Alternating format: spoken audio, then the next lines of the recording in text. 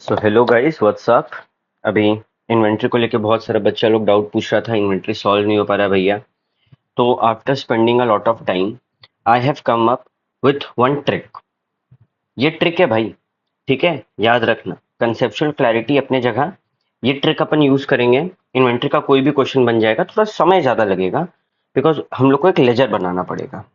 ठीक है, तो सबसे पहले अपन क्वेश्चन को डिकोड करते हैं। ठीक है, क्वेश्चन मांग क्या रहा है, उसके बाद मैं ट्रिक बताऊंगा। The first and foremost thing, यहाँ पे बोला गया कि इन्वेंट्री जो है 31 मार्च 2022 का कंप्लीट हुआ 10 अप्रैल 2022 को। मतलब 31 मार्च बैलेंस शीट में क्या होगा, इस दिन एक बैलेंस शीट बना होगा, उस बैलेंस शीट में स्टॉक होगा, उस स्टॉक का कुछ वैल्यू होगा।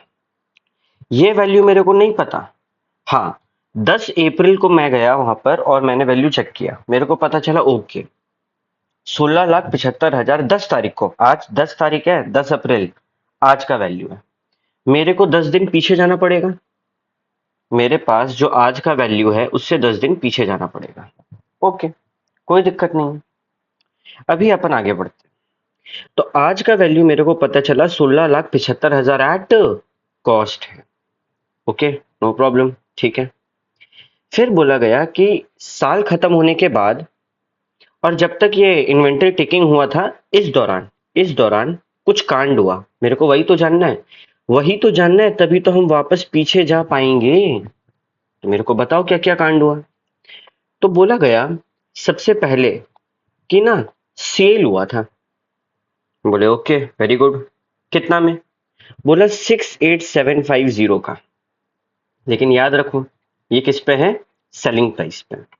और मेरे को ना प्रॉफिट बता दिया कितना, 33.33% ऑन कॉस्ट।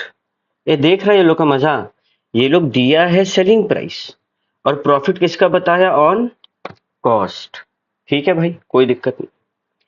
दूसरा, मेरे को बोला परचेज हुआ 90,000 का, जिसमें ट्रेड डिस्काउंट मिला था अपन को 10% का। नो प्रॉब्लम, ठीक है। फिर बोला गया कि सेल्स रिटर्न भी हो गया रे भाई। ओ भाई साहब, कितने का, 3,000 रुपए का। अब मेरे मन में एक डाउट है कि ये सेल्स रिटर्न 3,000 रुपया जो है, ये एट सेलिंग प्राइस है जो यहाँ पे दिया था वैसा है, या फिर एट कॉस्ट है? तो यहाँ पे वर्ड यूज हुआ मार्क अप प्राइस, मतलब सेलिंग प्राइस पे मार्क अप। प्रॉफिट से मार्क अप क्या करते हैं भाई, हम लोग कॉस्ट प्राइस पे मार्क अप करके क्या निकालते हैं, सेलिंग प्राइस निकालते हैं ना, तो सेलिंग प्राइस पे दिया हुआ है। कूल। फिर आफ्टर इन्वेंट्री टेकिंग, ये लाइन सबसे तगड़ा है कि इन्वेंट्री टेकिंग हो गया, उसके बाद हम लोग को कुछ चीजों के बारे में पता चला। पहला, कि एक पुराना माल पड़ा है, हम लोग 11,250 में खरीदे तो थे, पर आज बेचेंगे तो 5,250 ही मिलेगा। अरे मतलब उसका क्या हुआ, उसका वैल्यू गिर गया भाई। आज कोई कीपैड फोन खरीदेगा नहीं ना, वैसा ही समझो 11,250 का एक कीपैड फोन था अपने पास उस टाइम पे, अभी तक बिका नहीं है, 5,250 में ही बिकेगा। ठीक है। और लास्ट में बोला कि भारी बाढ़ आया, जिसके कारण 15,500 का माल मेरे पास आने में लेट हो गया। 15,500 received from the supplier beyond the delivery date of customer. Customer को बोले थे कि भाई तुमको हम माल भेज देंगे, लेकिन बाढ़ आने के कारण मेरे पास लेट पहुंचा और कस्टमर बोला अब हम नहीं लेंगे। और किस्मत देखो मेरा बुरा, कहाँ 15,500 मिलने वाला था और 12,500 ही मिलेगा। मतलब यहाँ पर भी कुछ हो रहा है गड़बड़, दाम वाम गिर रहा है। तो टोटल 5 कांड हुआ इस दौरान। ठीक है। अब भैया आप मेरे को ये बताइए कि इन्वेंट्री का कोई भी सम आएगा, हम कैसे करेंगे? दो तरीका बताने वाले, ये दो तरीका में से कोई भी तरीका अपनाना, हमेशा सम बन जाएगा आंख बंद करके। सबसे पहले हम लोग एक स्टॉक का अकाउंट बनाते हैं, ये वर्किंग नोट है समझो। ठीक है, हम लोग क्या किए, स्टॉक का अकाउंट बनाए। याद रहे, स्टॉक का हम अकाउंट हमेशा कॉस्ट प्राइस पे होता है। मेरा बात को सुनो भाई, स्टॉक का अकाउंट कैसा दिखता है भैया? अरे भाई, तुम लोग जीवन में कभी ट्रेडिंग अकाउंट बनाया है ना? क्या होता है भैया, वहां पे होता है टू ओपनिंग स्टॉक, भैया वहां पे होता है बाई क्लोजिंग स्टॉक, राइट? एक सेकेंड, हाँ, to opening stock and by closing stock, very good. और क्या होता है भैया, वहां पे होता है बाई, सेल्स, इसमें से सेल्स रिटर्न माइनस होता है, राइट? राइट, ठीक है। और क्या होता है? अच्छा एक बात बता, यहाँ पे सेल्स रिटर्न माइनस करने से अच्छा है हम उसको उल्टा साइड लिख देते हैं। अरे इफेक्ट वही पड़ता है रे बाबा, यहाँ से तुम माइनस करो या फिर उस चीज को यहाँ पे लिख दो, टू सेल्स रिटर्न, बात वही है, ठीक है। तो अपन यहाँ पे लिख दिए, या फिर तुम लोग माइनस भी कर लेना, वैल्यू सेम आएगा, आंसर सेम आएगा, ठीक है। तो ये होता है। और क्या होता है उसमें ट्रेडिंग में, और क्या होता है भैया? टू परचेजेस होता है ना, टू परचेजेस। और कुछ होता है क्या? नहीं भैया, ट्रेडिंग में टू डायरेक्ट एक्सपेंस होता है। अपन यहाँ पे डायरेक्ट एक्सपेंस नहीं लिखेंगे क्योंकि ये ट्रेडिंग नहीं बन रहा है रे बाबा, ये क्या बन रहा है? स्टॉक। अच्छा भैया, ट्रेडिंग में तो टू ग्रॉस प्रॉफिट होता है, यहाँ पे प्रॉफिट को इंक्लूड ही नहीं करना है क्योंकि ये हमेशा किस पे होगा? Stock account at cost price पे। इस बात को दिमाग में बैठा लो कि ट्रेडिंग अकाउंट किस पे होगा? कॉस्ट प्राइस पे होगा। Okay, no problem. अब आते सबसे पहले, मेरे को ओपनिंग स्टॉक चाहिए, मतलब मेरे को चाहिए 31 मार्च और 10 अप्रैल, दो डेट अपने पास। मेरे को 10 अप्रैल का वैल्यू दिया गया, ये मेरे लिए ओपनिंग है कि क्लोजिंग है? अरे यही तो क्लोजिंग है, ठीक है। तो अपन निकालते हैं क्लोजिंग स्टॉक कितना है, 16,75,000। कोई शक? अरे वहां से उतारे भाई, कॉपी पेस्ट।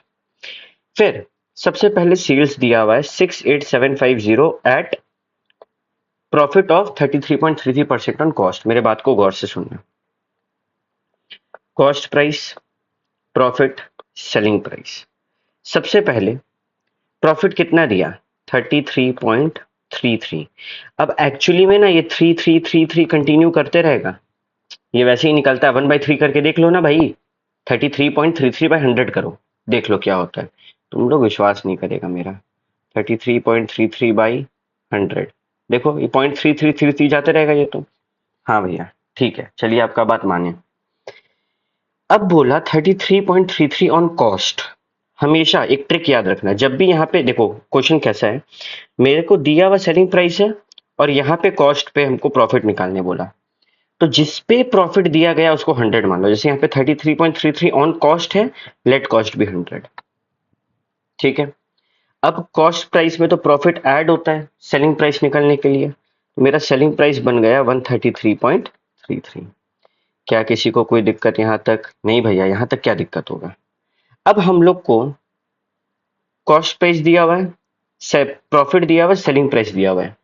क्वेश्चन में क्या दिया गया? 33.33% इन कॉस्ट, और मेरे पास क्या है? ओ भाई साहब, मेरे पास तो सेलिंग प्राइस है ना, ये देखो सेलिंग प्राइस है। अगर ऑन कॉस्ट होता फटाक से इसी का 33% कर देते हैं। अगर यहाँ पे ऑन सेलिंग प्राइस होता, अगर यहाँ पे रहता 33.33 ऑन सेलिंग प्राइस, तो फटाक से इससे मल्टीप्लाई कर देते हैं। लेकिन ये तो ऑन कॉस्ट है, मेरे को तो सेलिंग प्राइस दिया है, क्या करें? यहाँ पे तीनों में सेलिंग प्राइस कौन सा है? ये वाला है। इसके बगल में एरो देके लिखो 68750, ठीक है। अब 68750 किसके बगल में एरो है? 133.33। अपन को क्या चाहिए? मेरे को कॉस्ट निकाल के बताओ भैया आप, इंटू 100 करके देखो तो कितना आ रहा है। अच्छा ये 1.33.33 जाते रहेगा, ठीक है।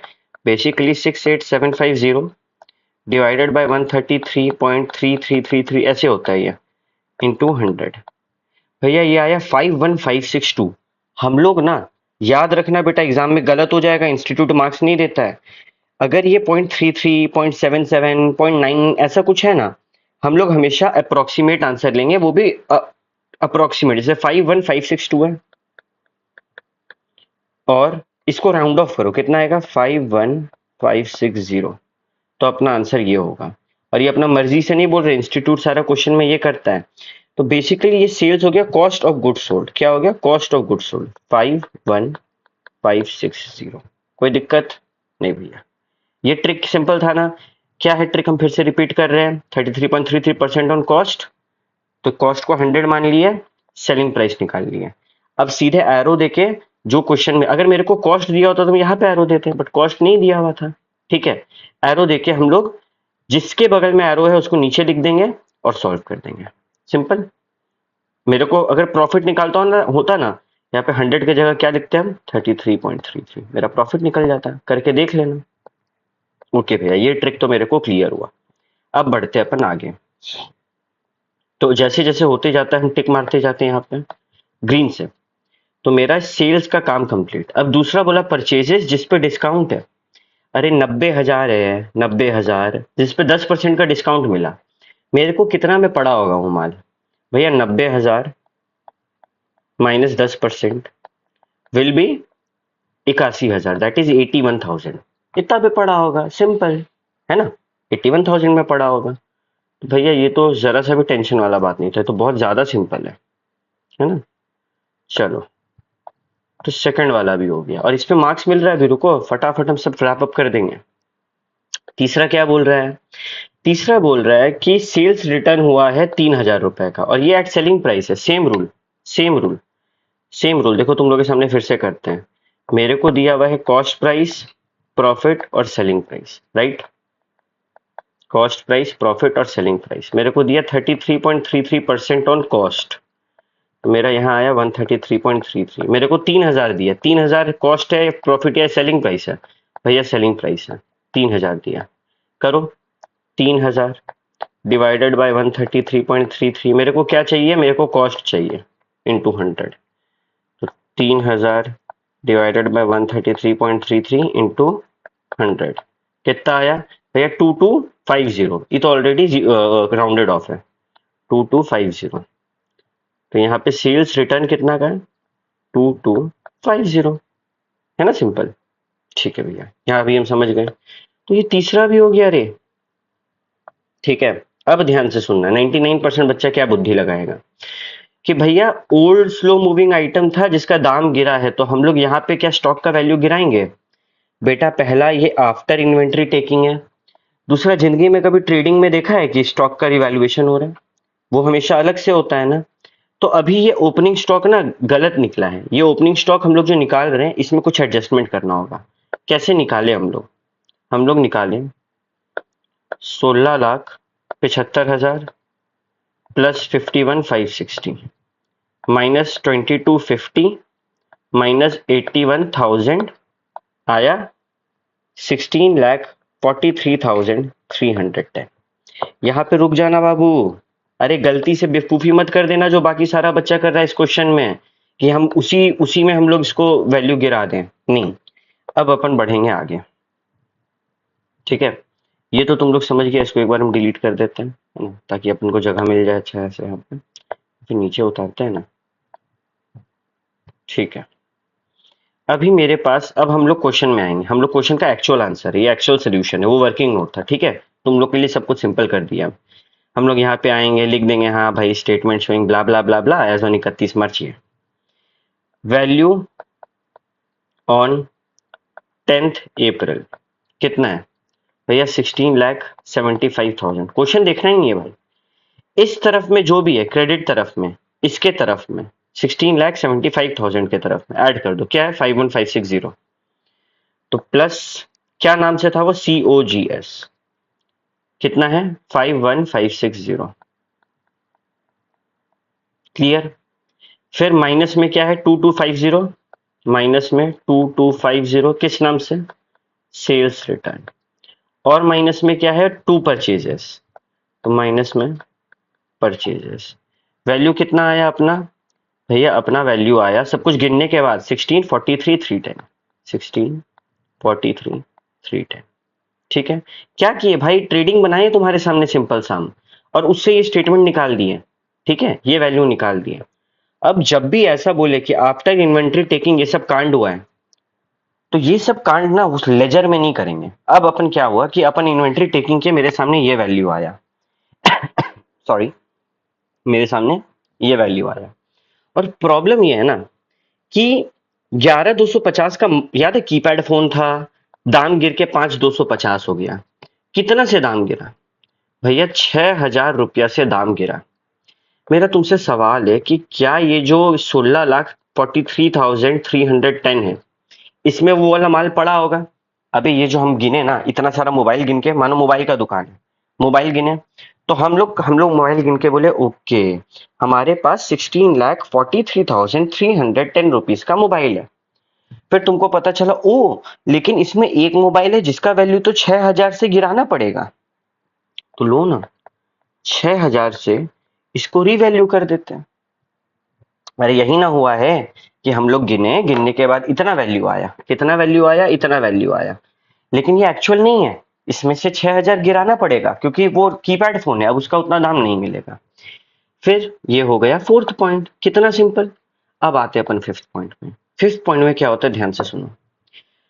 फिफ्थ पॉइंट में बोला गया कि 15,500 का माल मेरे को लेट से मिला, कस्टमर मना कर दिया, आज के दिन पे 12,500 ही मिलेगा। याद है रूल, कॉस्ट और NRV which ever is lower.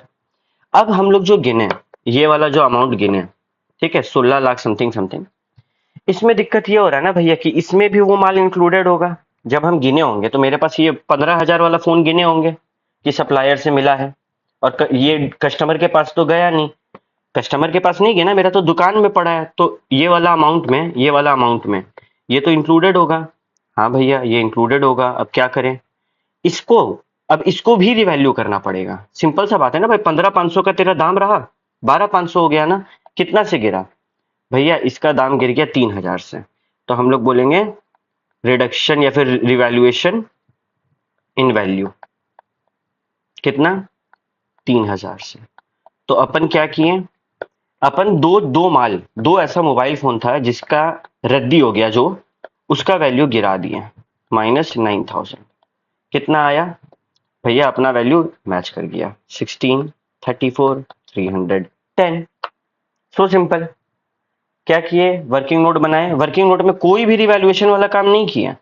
क्यों, क्योंकि इन्वेंट्री टेकिंग के बाद हमको पता चला कि एक मोबाइल का दाम को 6,000 से गिराना है, एक मोबाइल का दाम को 3,000 से गिराना है। तो पहले रिवैल्यूएशन कर लिए, एक वैल्यू निकाल दिए, फिर उससे 9,000 रुपया गिरा दिए, अपना आंसर आ गया। ये क्या निकला, वैल्यू ऑन 31 मार्च। सिंपल है ना। इसी तरीके से तुम लोग ये क्वेश्चंस बनाओ, कभी भी इन्वेंट्री में कोई दिक्कत नहीं होगा। याद रहे, ये 3-4 चीज के अलावा ज्यादा से ज्यादा मालूम है यहाँ पे क्या आएगा, बाई, परचेज, रिटर्न। इसके अलावा ना यहाँ पे कुछ एंटर मत करना, जो करना है अलग से नीचे जाके करना। देख लेना, ये क्वेश्चन ऐसा हो ही नहीं सकता कि सॉल्व ना हो। ठीक है, चलो, ऑल द वेरी बेस्ट।